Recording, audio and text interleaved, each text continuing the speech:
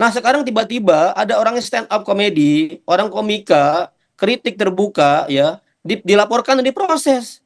Artinya ini bertentangan dengan semangat, dengan edukasi publik, dengan presisi jargon yang disampaikan oleh Pak Kapolri. Jadi menurut saya sih Pak Kapolri, Pak Kapolda harus menaruh perhatian serius ya kepada para penyelidiknya untuk tidak bermain-main dengan ruang kebebasan berekspresi. Ya gini loh, polisi itu harus paham. Sekarang situasi tentang kebebasan berekspresi itu di mana-mana tuh sedang dikritisi, terutama oleh penanganan polisi. Kan harusnya belajar dong bagaimana misalnya memproses Haris Azhar dan Fathia, memproses Daniel Tangkilisan, memproses banyak sekali aktivis atau kemudian orang-orang yang berekspresi. Ujung-ujungnya kan ini bukan tindak pidana. Harusnya kan belajar dari semua. Dan polisi sedang disorot sekarang, sedang didorong untuk reformasi kepolisian. Kenapa? Salah satunya adalah polisi sangat mudah mempidanakan orang-orang berekspresi. Itu yang Anda Nah, kalau polisi khawatirkan atau meneruskan, Mas Isnur, pertanyaan saya apa yang Anda khawatirkan ketika tadi Mas Yusuf Warsim bilang bahwa sebenarnya memproses dari kasus ini sebenarnya bagian dari merespon pelayanan, takut ada perspektif atau persepsi yang timbul begitu. Apa yang menjadi kekhawatiran Anda kalau ini masih diproses? ya proses terima saja laporannya, kemudian langsung dibaca. Kalau saya sekali diskusi ini langsung tutup perkara penyelidikan. Nggak perlu dipanggil panjinya, ngapain dipanggil panjinya? Ini udah selesai, pelaporannya nggak jelas, pidananya nggak ada, apa yang disampaikan adalah sebuah kebenaran, sebuah fakta, itu sudah terang benderang. Jadi harusnya penyelidik dan yang menerima laporan itu sudah paham ini adalah movement yang bagian dari membungkam ekspresi. Jadi ketika diteruskan ini memperpanjang, ada justru kami mencurigai ini disebut dengan apa namanya negligence investigation gitu. Tapi Ya. kalau secara aturan hukum itu Yang nggak perlu. sah-sah saja atau seperti apa? Biar kita mengacunya pada aturan hukum. Sebenarnya prosedur dari yang dilakukan polisi itu sudah sesuai dengan tahapan atau tidak begitu? Ya gini, ini kan polisi masih penyelidikan. Artinya dia belum menemukan atau belum menentukan ada tindak pidana. Tapi ini cukup mudah menghentikan penyelidikan. Tidak perlu dipanggil panjinya. Gitu loh.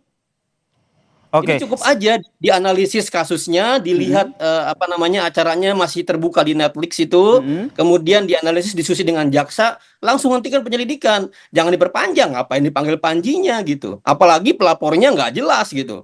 Itu kan sudah cukup terang benderang gitu. Sudah cukup terang benderang. Baik, iya, Mas Yusuf, bisakah hal tersebut? Publik akhirnya, baik. Ya. Ya, maaf saya potong nih. Mas Yusuf, saya ingin ke Mas Yusuf langsung saya konfirmasi ke Mas Yusuf Warsim sebagai Kompolnas. Bisakah hal tersebut yang tadi dijelaskan oleh Mas Isnur itu dilakukan ataupun diambil keputusannya oleh polisi?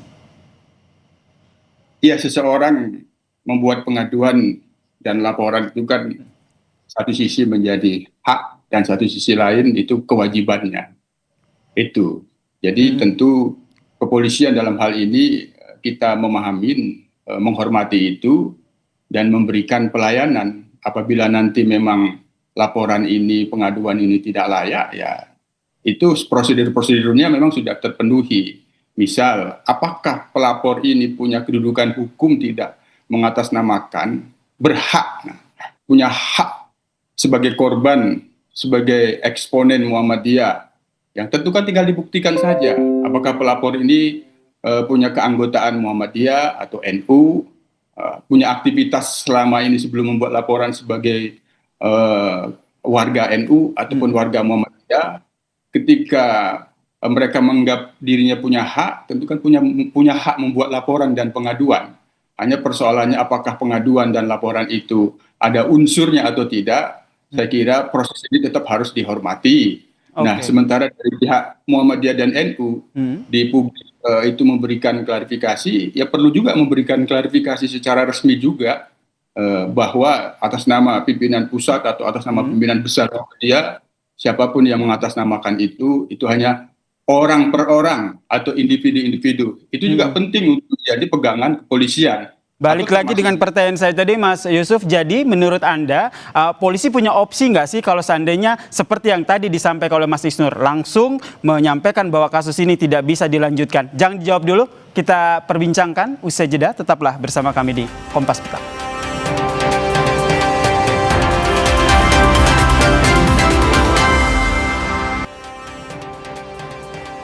Menyambung pertanyaan sebelumnya, Mas Yusuf Warsim, jadi menurut Anda, apakah polisi sebenarnya punya opsi untuk segera memberhentikan penyelidikan kasus ini atau tetap harus mengikuti proses yang berlangsung? Ya kalau saran saya, Mm-mm. yang perlu diklarifikasi dari pihak pelapornya saja, termasuk klarifikasi ada nggak korbannya ketika ini disebut sebagai delik aduan, korbannya NU dan Muhammadiyah. Jadi pelapornya itu yang perlu diklarifikasi, belum masuk ke terlapor. Apakah pelapor ini punya kedudukan hukum atau tidak Mm-mm. sebagai pelapor dan sekaligus sebagai korban.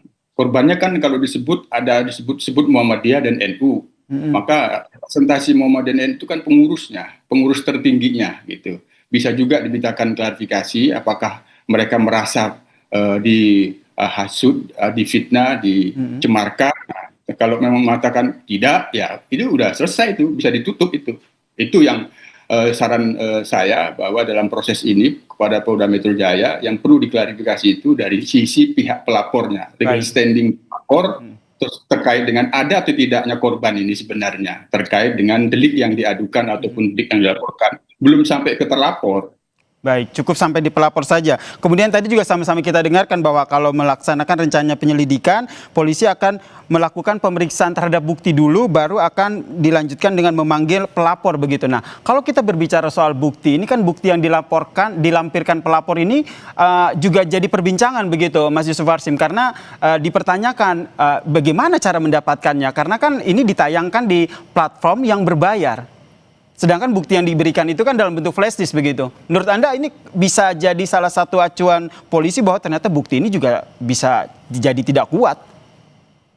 Ya bisa saja itu, tapi yang paling pertama dan utama dan sangat mendasar sebenarnya ketika ini delik aduan, maka pengadu pelapor ini punya kedudukan hukum tidak sebagai korban gitu. Nah, korban yang disebutkan golongan kelompok NU ataupun Muhammadiyah, meskipun katakanlah mereka katakan sebagai anggota NU, ada kartu anggotanya, anggota Muhammadiyah, apakah ketika mereka buat laporan pengaduan ini diberikan surat tugas tidak untuk membuat pengaduan? Itu yang makanya sangat penting. Dari pihak pelapor ini sudah ketahuan nanti bagaimana posisi laporan ini, layak atau tidak, termasuk ya perlu dilakukan klarifikasi langsung saja. Yang disebut-sebut korban itu sekali lagi kan lembaga, kelompok, golongan.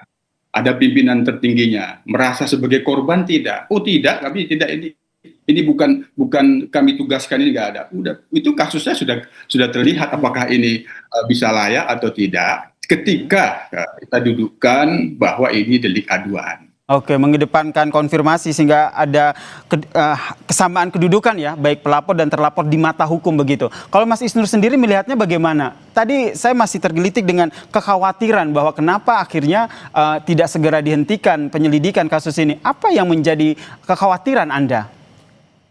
Gini loh, polisi itu sebagai alat negara untuk melindungi rakyat dan melindungi hak asasi manusia. Kepolisian punya undang-undang kepolisian yang jelas sekali headline-nya soal hak asasi manusia. Soal peraturan Kapolri implementasi hak asasi manusia itu jelas semua. Harusnya ini menjadi pedoman ketika mereka menerima kasus gitu. Jelas ini bagian dari upaya untuk membungkam dan melanggar hak ekspresi hak asasi manusia di situ. Dan ini kan etalase, apakah kepolisian memberikan pendidikan yang baik? Pak Kapolri, Pak Listio Sigit berulang-ulang bahkan mengundang dengan sengaja para komika untuk mengkritik internal kepolisian. Itu kan komika atau stand up comedy itu kan sudah menjadi standar yang dilakukan oleh kepolisian berulang-ulang mengundang para stand up comedy. Nah, sekarang tiba-tiba ada orang stand up comedy, orang komika, kritik terbuka ya, dilaporkan dan diproses. Artinya ini bertentangan dengan semangat, dengan edukasi publik, dengan presisi jargon yang disampaikan oleh Pak Kapolri. Jadi menurut saya sih Pak Kapolri, Pak Kapolda harus menaruh perhatian serius ya kepada para penyelidiknya untuk tidak bermain-main dengan ruang kebebasan berekspresi, untuk tidak bermain-main dengan tindakan-tindakan yang mengancam demokrasi, untuk bermain-main dengan tindakan yang melanggar Undang-Undang Dasar 45, Undang-Undang Kepolisian dan peraturan tentang kepolisian sendiri. Bagi saya ini adalah gangguan terhadap demokrasi kita, gangguan terhadap hak asasi manusia kita gitu. Jadi ya tegas-tegas saja polisi ini gitu. Oke. Cukup diterima laporannya, dianalisis, kemudian dihentikan penyelidikannya. Selesai urusan. Oke. Berikan atensi penyelidikan kepada yang lebih penting lainnya, lebih serius, ya. Sekarang kita lagi serius menangani deforestasi, pembalakan liar, penambangan liar di mana-mana. Itu yang diselidiki. Ngapain fokus di mempidanakan stand up comedy gitu. Mas Isnur, saya Habis juga waktu ingin kita. minta pendapat Anda terkait dengan pemeriksaan barang bukti ini.